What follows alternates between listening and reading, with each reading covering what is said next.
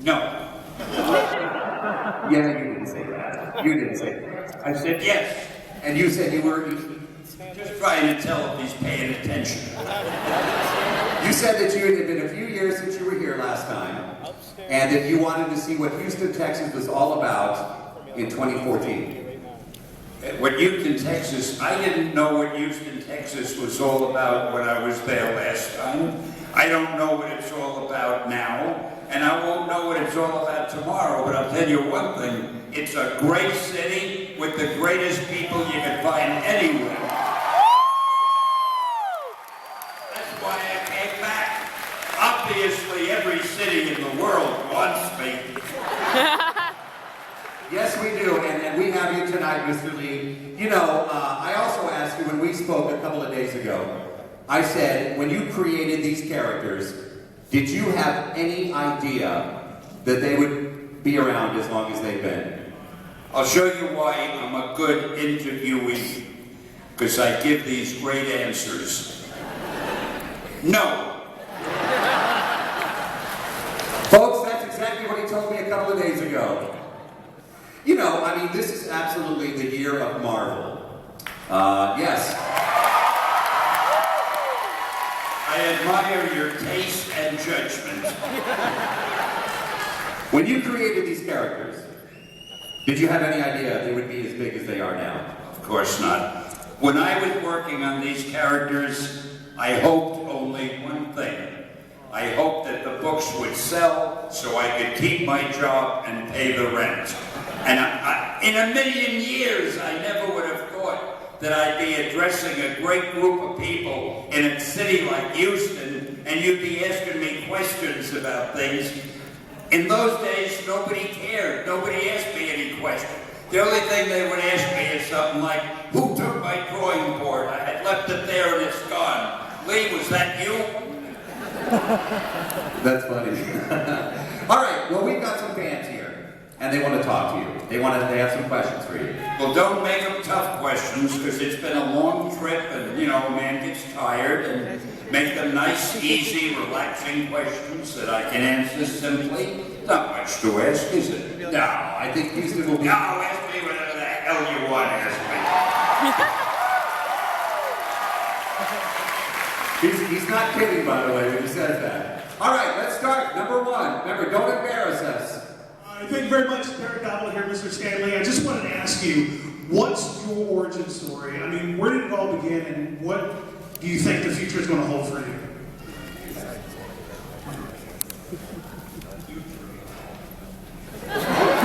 Future of the what? What did you think? What is the future? Old. I don't know any more about that than you do. We're all guessing.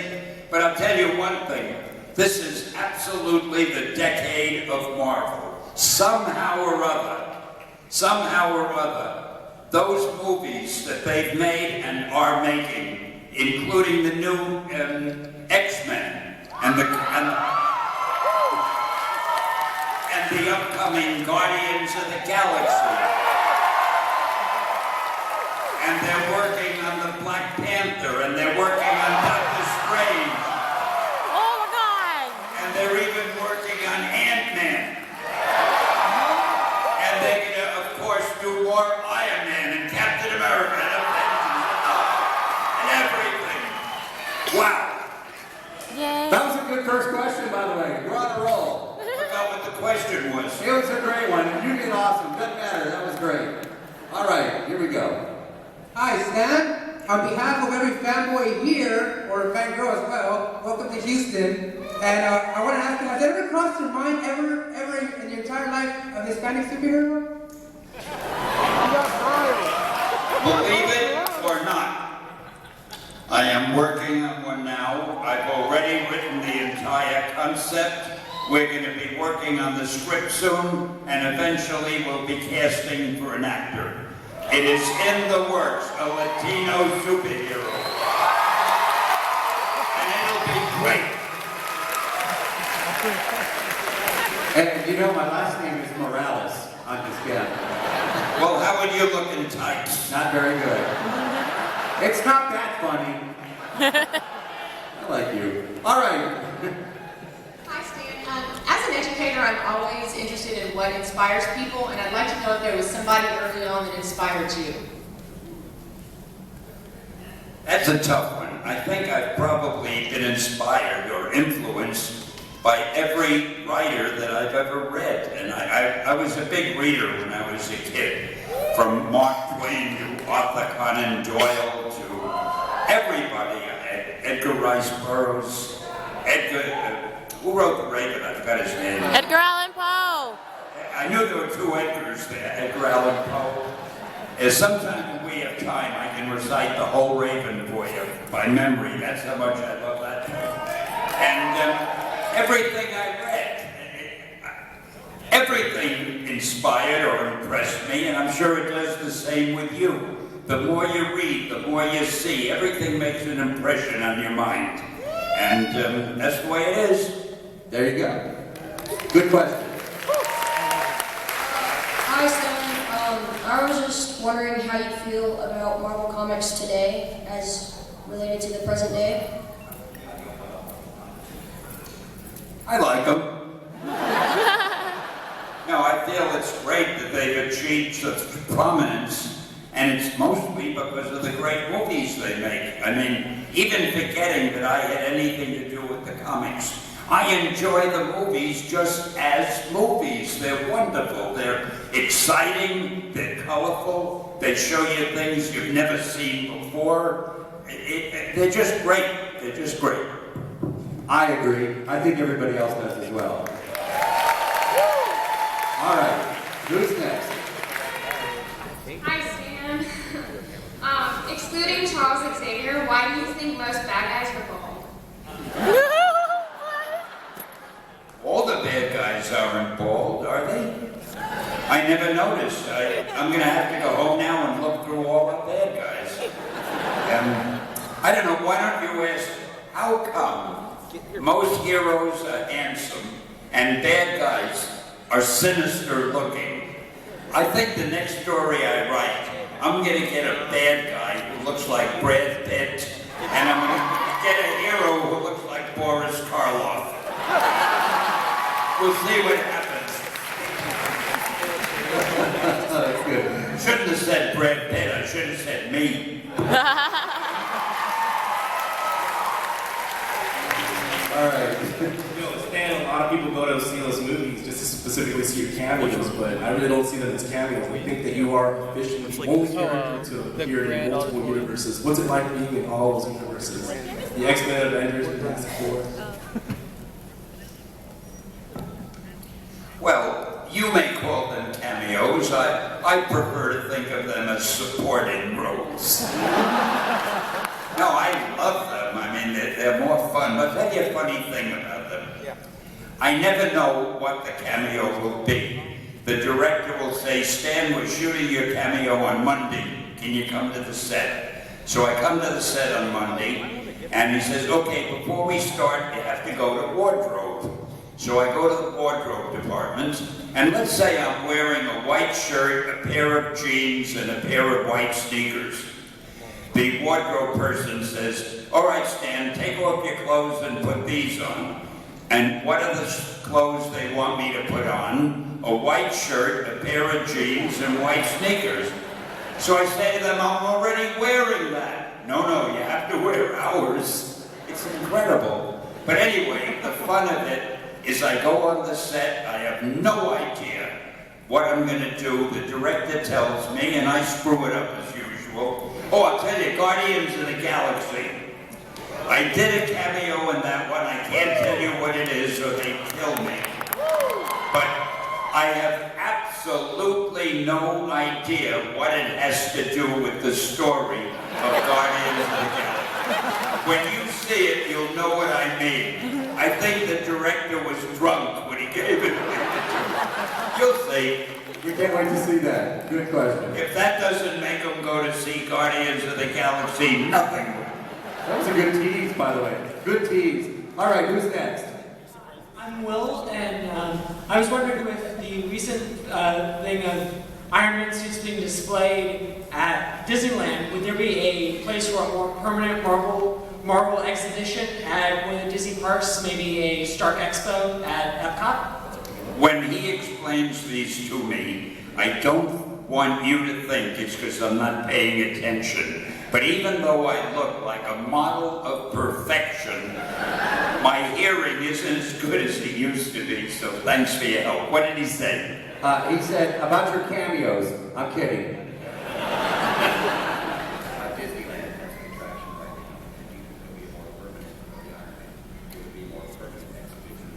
Oh, there'll be, Iron Man is so popular, especially with Robert Downey Jr. playing the role. He is wonderful, and he's also one of the nicest guys you'll ever meet. And I think there'll be a lot more of Iron Man in all the exhibits and all the parks and everything. He and Captain America have become really two of the most popular characters, alongside of Spider-Man and the Hulk, and they're all popular. Very nice, very good. All right, who's next? Hello, Stewie. My name is Rose. In all the years you've been contributing to comics, all the wonderful things that you've given us, is there anything that you would do differently?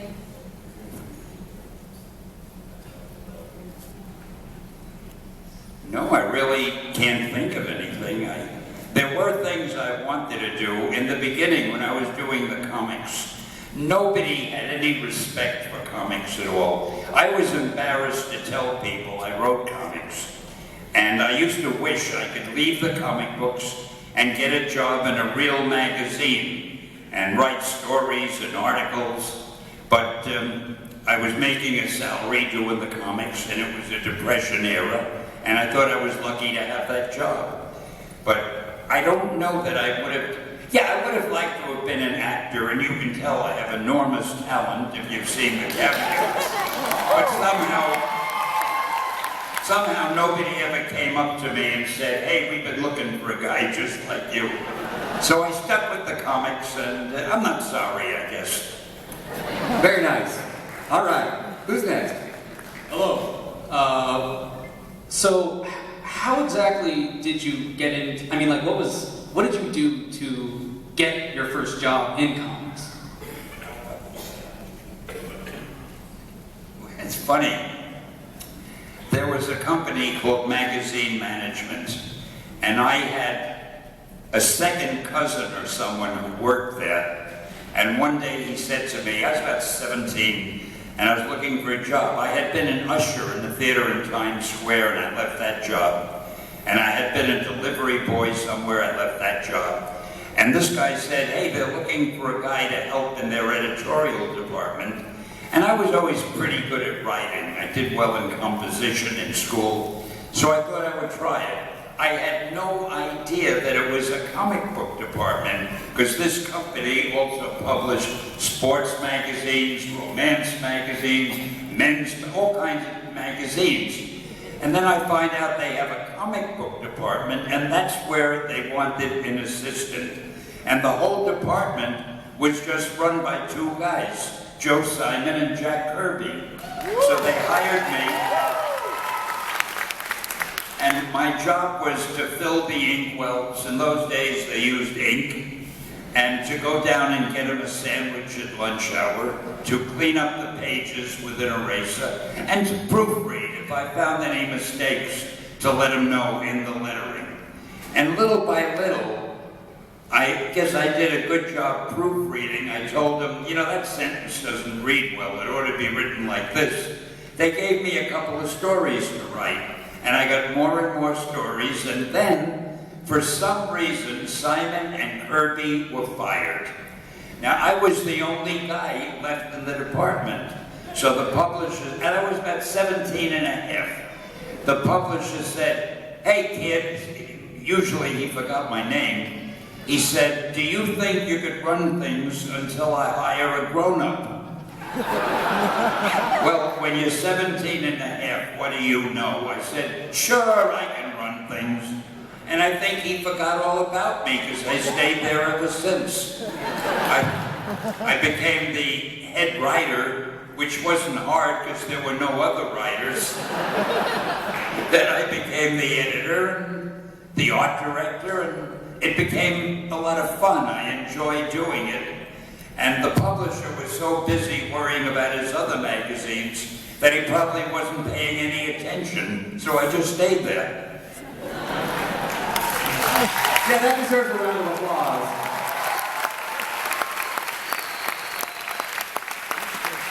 All right, another question. I think we're ready. Lee, how you doing? This is Michelle. I just want to know, was there any character when you were drawing it that you said to yourself, this will make me Stan the Man?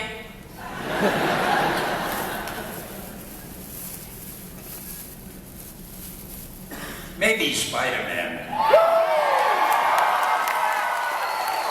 Let me tell you what happened with Spider-Man. Because I got to tell you something. I'm sitting up here. I have to say something. When I got the I had done the Fantastic Four and I think the Hulk or the X-Men. I can't remember the order. But at one point, my publisher said to me, "Hey, Stan, why don't you dream up another superhero? Because they're selling pretty well." Well, when he said that, it meant dream up another one or you're fired. So I went home and I started thinking, and I saw a fly on the wall.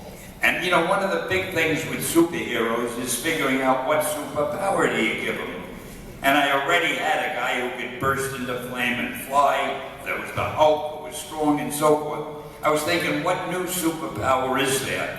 And when I saw the fly on the wall, I thought, wow, what if I had a hero who could stick to walls and ceilings like an insect? Well, then I needed a name. So I thought, Insect Man? Nah. Mosquito Man? Nah. And I went down the list, and then I got to Spider-Man. And it just sounded dramatic. Spider-Man. Woo! Then I thought I would make him a teenager to make him different, because there were no teenage superheroes. And then I thought to make him even more different, I'd give him a lot of personal problems, because I didn't know of any superhero who had personal problems. So I went running into the publisher. I was so excited, and I told him my idea. And he said to me, and you may make notes if you wish, he said to me, Stan, that is the dumbest idea I have ever heard. He said, first of all, and this is why you shouldn't always listen to the experts. He said, first of all, people hate spiders, so you can't call a hero Spider-Man. He said, and you want him to be a teenager? Don't you understand teenagers can only be sidekicks? And you want him to have personal problems? Stan, he's supposed to be a superhero. They don't have personal problems. So I left the office with my head between my legs. I was beaten. But then we had a magazine we were going to drop called Amazing Fantasy. Now, when you're going to drop a magazine, nobody cares what you put in the last issue, because you're dropping it anyway. So just to get it out of my system, I put Spider-Man in that issue, and I featured him on the cover. Well, a month later, the sales figures came in, and my publisher came running into my office. It was a little cubicle, like a closet. Came running into my office, and he said, Stan, do you remember that Spider-Man character you made up that both of us liked so much? He said, let's do it as a series. And that's how Spider-Man was born.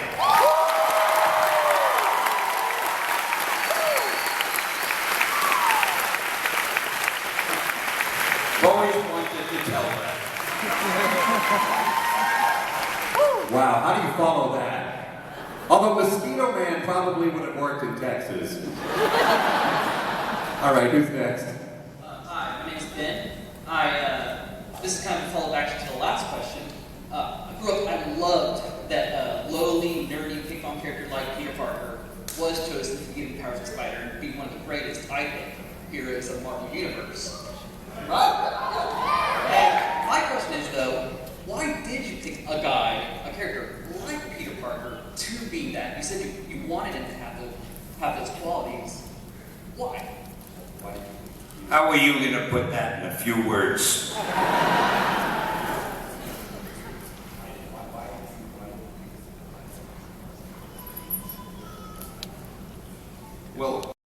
everybody could